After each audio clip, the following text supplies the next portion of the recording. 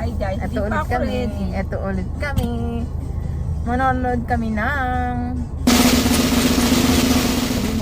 Clark Aurora Music Fest 2024. Tama ba? Yo, tama yun. Guys, may kukwento lang ako. Medyo sentimental sa akin itong Clark Aurora Music Fest kasi the last time na nagpunta ako doon, which was last year, ang kasama ko ay si Boom Jujuy. Meron kaming vlog noon, so ito yun. Wow, ito flash. Siyempre medyo ano lang, medyo may lungkot.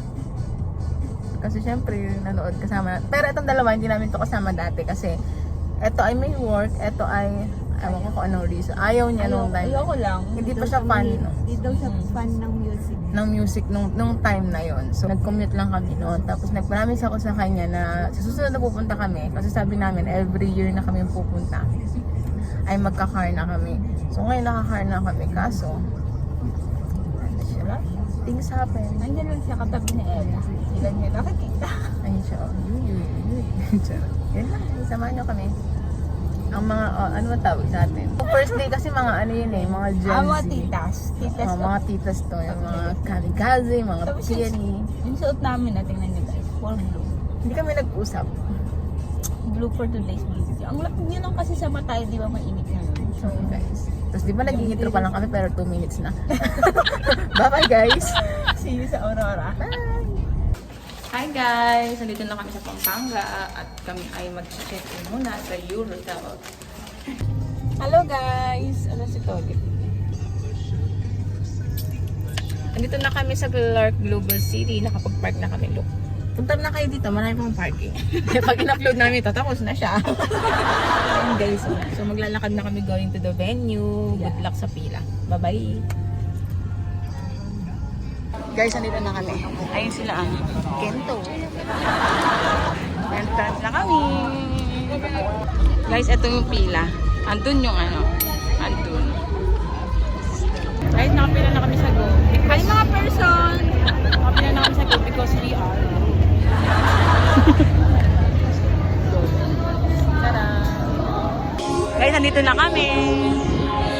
Let's ah!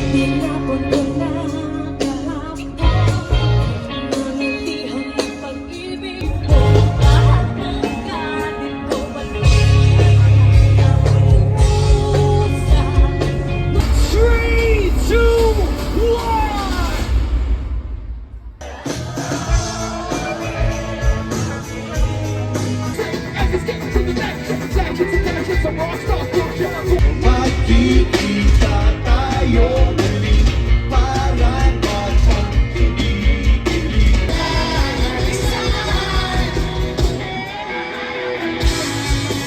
Iwanan ka na bata sandali na ikaw ay wala lagi. Dahil wala nang mangyayari, dahil wala mapapala.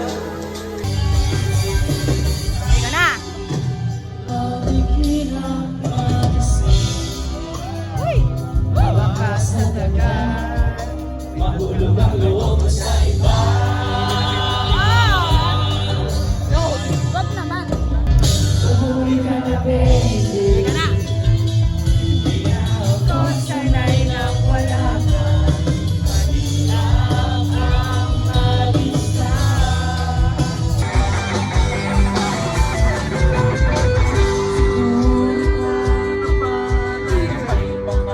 Mas pangit pa sa'yo, pero at least hindi sila nagpapakyo na tulad mo. Ika'y walang kahati, ang inis at walang palugatis na